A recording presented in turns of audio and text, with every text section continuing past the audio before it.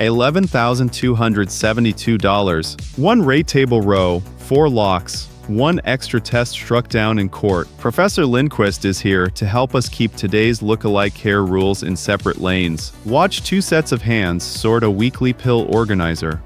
That shows a task and help, not the governing test.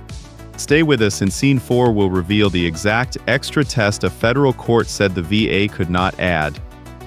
SMC-T starts with 4 locks, not one dramatic diagnosis. The first asks for service-connected TBI effects. If a single lock fails, that rate table row stays closed.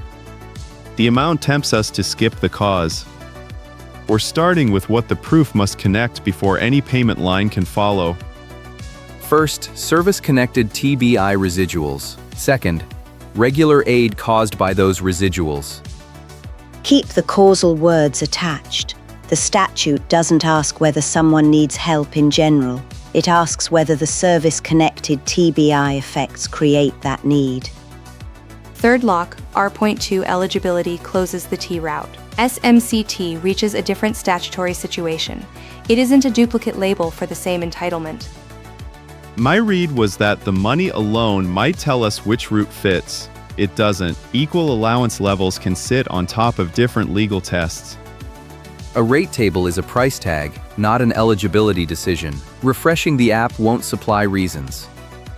Watch the hand control a lit stove.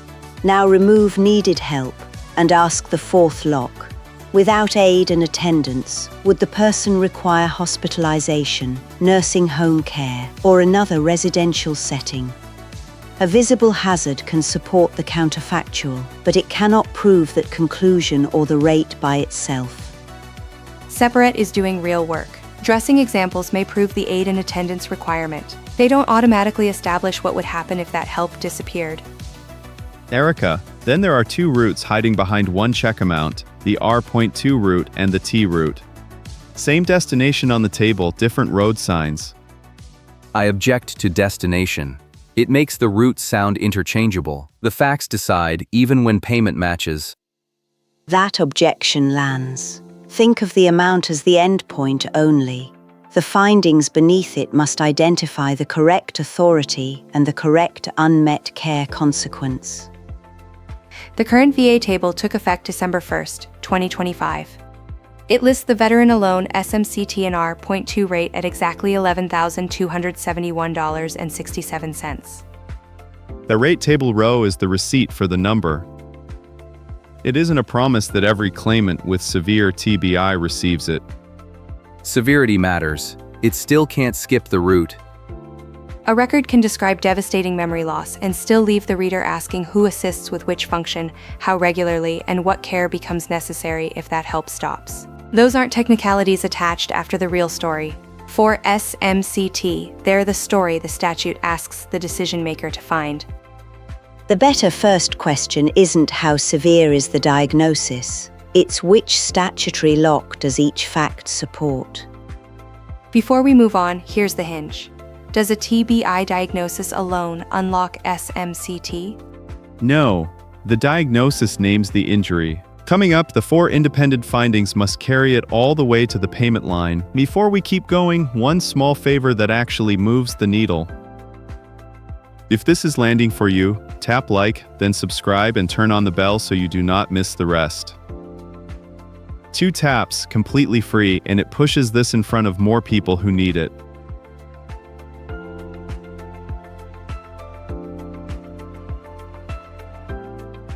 $11,271.67. Round it only for the title, $11,272. Either way, the amount doesn't soften the 4-lock rule. It makes precision more important, because a seductive figure can blur separate statutory findings.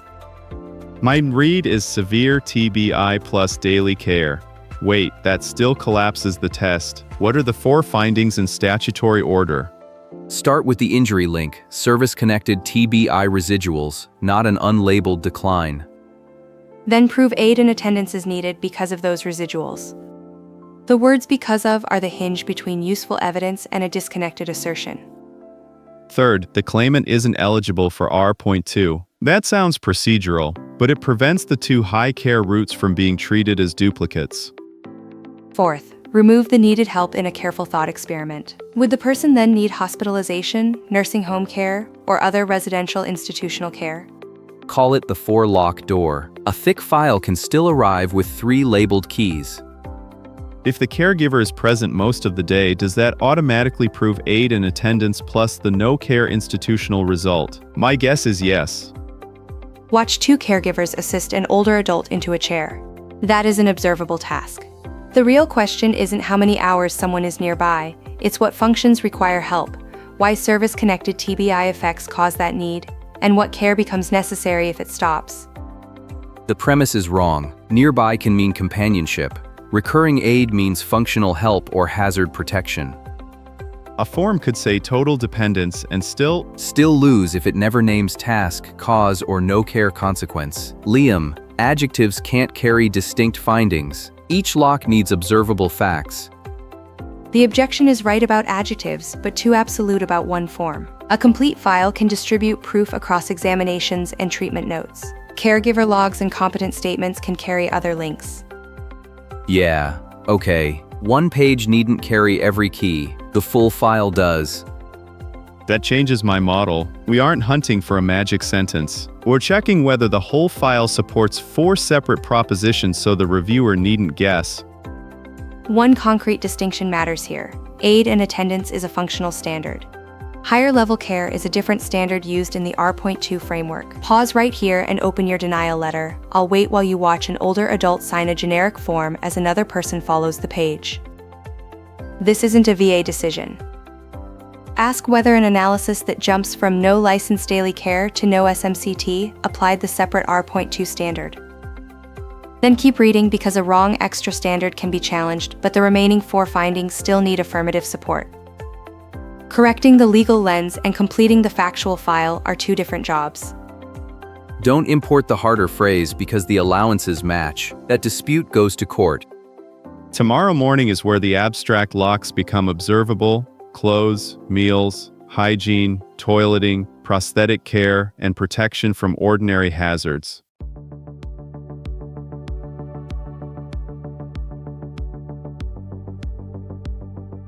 Professor Lindqvist is back with us as scorekeeper. Aid and attendance is functional, not diagnostic. A diagnosis can explain why function changed. The regulation asks what the claimant can't safely or reliably do alone. Start with dressing, cleanliness, feeding, toileting, prosthetic adjustment, and protection from hazards. Needed prosthetic adjustment is one listed factor, but not every factor must appear. The legal question remains the person's actual need for personal assistance as a whole, not a perfect 6-box score. Watch the hands work a fastener. Can dress is too blunt? Can the claimant choose whether appropriate clothes, sequence the steps, fasten them, and finish needing no queuing or rescue? Correct. TBI effects can make sequencing, initiation, judgment, or hazard awareness the hidden function. That hazard awareness may require protection. Muscle strength alone can miss the help being provided. Frequency matters too. Regular doesn't mean every minute. It means the recurring need is real enough that the person can't safely manage the relevant personal functions alone. Trace a failure with me. The note says the claimant heats lunch independently, so the file concludes feeding needs no help. Watch the cooktop control. The conclusion fails because heating food isn't the whole function when the person forgets the burner, skips meals, or needs queuing to complete the sequence.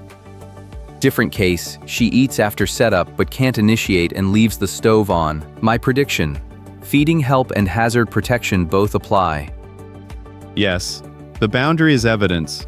Describe both the queuing and hazard protection, then link each to its cause. The label alone doesn't do that work.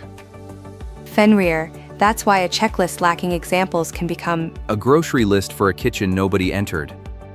Dry but accurate. Reclaiming the point.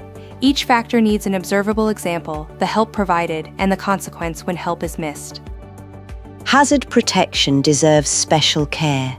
It can include supervision when cognitive effects make ordinary surroundings dangerous, even though the person looks physically capable. Put that boundary into a real question. Does needing reminders count as aid in attendance when the person can physically perform the task? It can when the reminders are actual personal help required for a listed function or protection from hazards. Document what is prompted, how often, and what happens without it.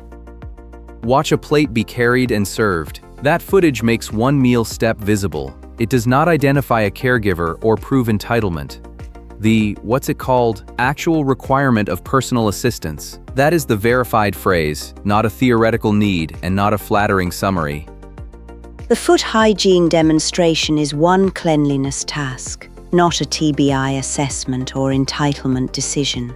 The regulation also says bed confinement alone isn't the test. The whole condition establishes the factual need. Keep watching the foot hygiene demonstration. Before we get to the court ruling, a useful note shouldn't reduce the person to a diagnosis or catalogue bad days. It names recurring help, why it's necessary, and honest variability. If help is needed most mornings but not every morning, say that. Recurring care needn't pretend every day is identical. Yeah, give that variability room. But if the regulation still displays the R.2 care standard elsewhere, why did the court care? The live question is this: if that care standard belongs to R.2, why did the court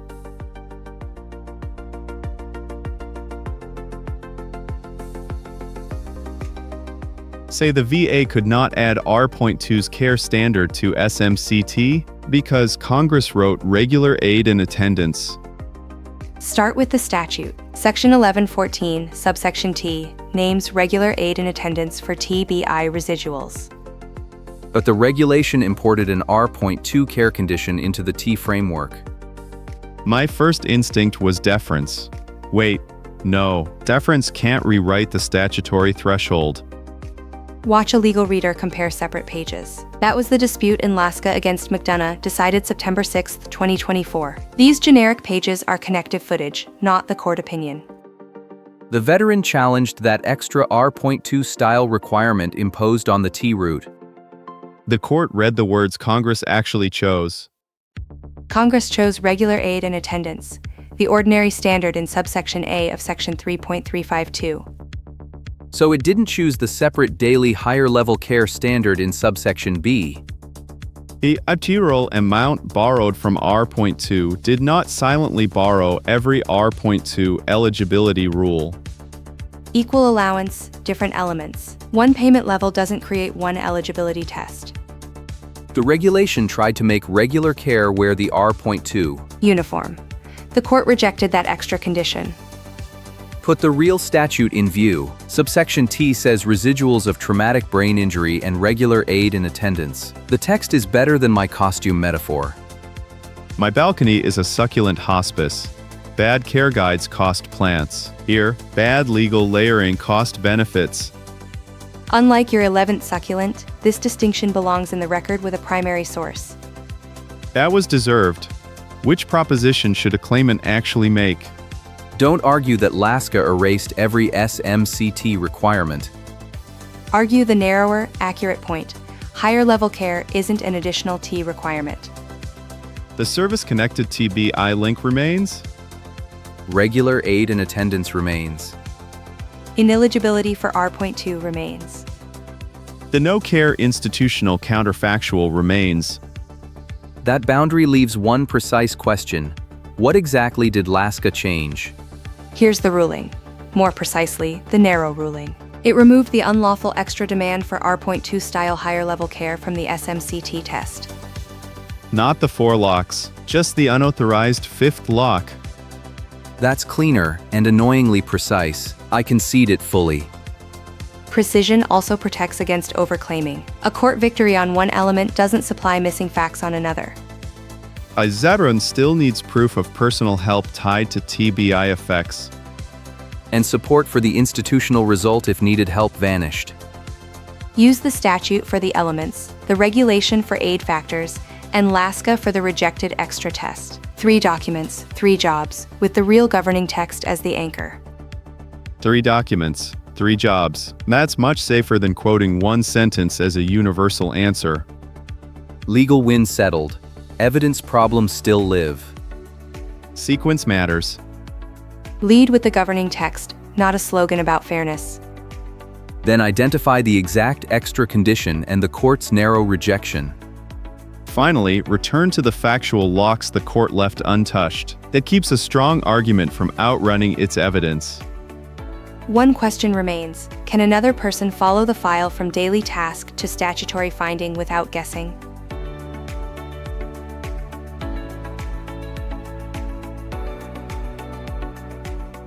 A correct test can still lose inside a vague file. Constant supervision doesn't show the chain. Let me count the evidence chain aloud. First is the task, second is the help, third is frequency, fourth is the TBI residual causing the need. I almost stopped too early. Fifth is the consequence when help is absent. What record, though? There are examination forms, treatment notes, caregiver statements, and daily logs. If we say documentation, the viewer still has 4 drawers open. Fair repair. Okay, hang on, let me sort those drawers out loud.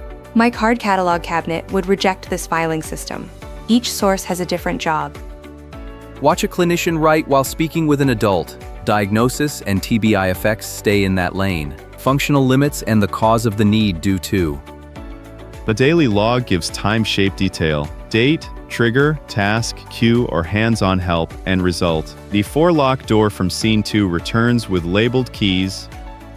Exactly. The door image pays off here because the keys need labels. A stack of unlabeled severity statements can't show which statutory finding each fact supports. Take Elena, a veteran in a composite example. One note calls her independent because she can operate a microwave. But operate the microwave leaves out whether Elena remembers meals, sequences them safely, or notices smoke. What does the caregiver actually do? The caregiver starts meals and checks the stove. They redirect unsafe steps and confirm medication. Missed help exposes the hazard. 2 is useful only as the composite's concrete illustration, not a universal threshold. The takeaway is the linked sequence: residual, task failure, help, consequence. Erica, one question first. Who proves institutional care would follow? A caregiver can describe risk. Is that enough? No single source is automatically enough.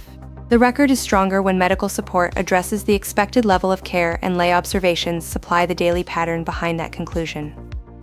The clinician need not witness every breakfast, and the caregiver need not write a medical opinion. H stays in the lane they can support. A caregiver can describe a task and its pattern, but one witness can't carry the whole file, corroborate across competent lanes. VA Form 212680 can support the examination record. Its official title covers housebound status or permanent need for regular aid and attendance. The February 2023 revision asks about physical restrictions, the trunk, and the ability to leave home. Watch one older adult lift a glass independently. That observed moment is useful, but it doesn't prove the recurring pattern. A TBI claim may also require evidence of cognitive supervision and prompting. When safety intervention is the reason help is needed, the causal link belongs in the record too. The form doesn't automatically prove that TBI effects cause the need or that institutional care follows without help. Those links must appear in the record. Send this to anyone who documents the daily help. The $11,000 stakes make task-level observations too important to leave as a vague summary. Keep the nurse's mouth care demonstration in view. It shows one cleanliness task, not TBI causation or entitlement. Tonight, underline each task, circle its TBI cause, and flag unsupported institutional conclusions. My verdict is practical. Don't chase the largest adjective. Build the most traceable chain, then compare the decision letter against every link and every source. That gives us the final stakes bridge. Even a granted award can be misread unless you know what T replaces, what may add, and which rate row controls.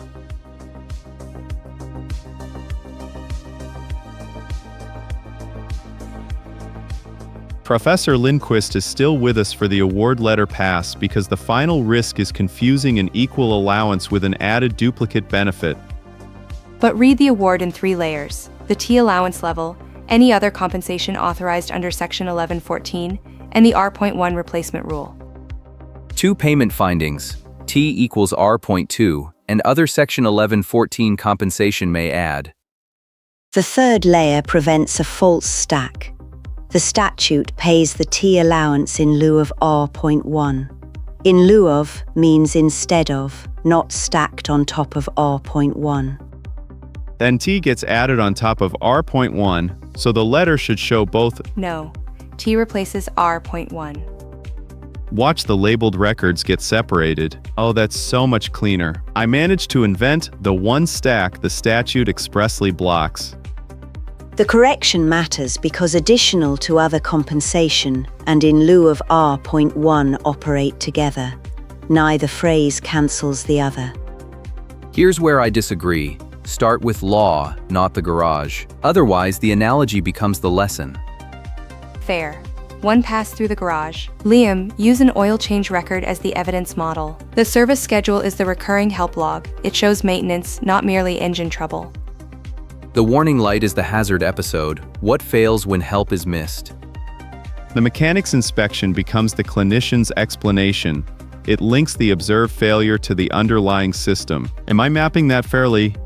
Right. One boundary. A person isn't an engine, medical judgment isn't a mileage interval, and legal entitlement still requires every statutory finding.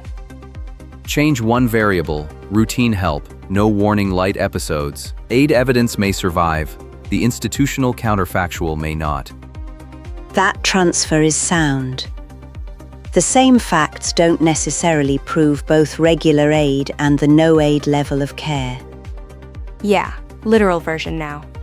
First write the recurring personal task and help, then connect that need to service-connected TBI effects. But document what happens when help is absent and obtain competent support for whether absence would require hospitalization or residential care. Only after that should you compare the decision against the current rate table and the statute's payment construction. The analogy organizes the file, it doesn't replace proof, and that's the boundary I would write at the top of the folder. Care log. Missed help facts. Medical link, you are giving me the number again. Show the, special monthly compensation rates table. Use the calculator with the monthly row. The current rate table on va.gov lists the veteran alone SMC-T and R.2 amount as $11,271.67. Section 1114, subsection T, supplies the construction, R.2 allowance, additional to other compensation, in lieu of R.1. When reviewing the letter, separate the legal authority from the arithmetic. The letter should identify why T applies, not merely display a total. Check whether the effective date, dependency information, and any separately authorized special monthly compensation components are explained in their own findings. A correct total with an opaque rationale is harder to audit, and an understandable rationale is what lets the veteran spot a missing component without inventing an impermissible stack. Walk away with this. Separate the locks, then link the proof. Professor Lindqvist, thank you. If this helped you audit a care record without blurring the standards, please like the video and subscribe for the next VA benefits investigation. In your own evidence chain, which link is strongest and which one still needs a clearer record? Take care of yourself, keep your sources close, and I will see you at the next desk.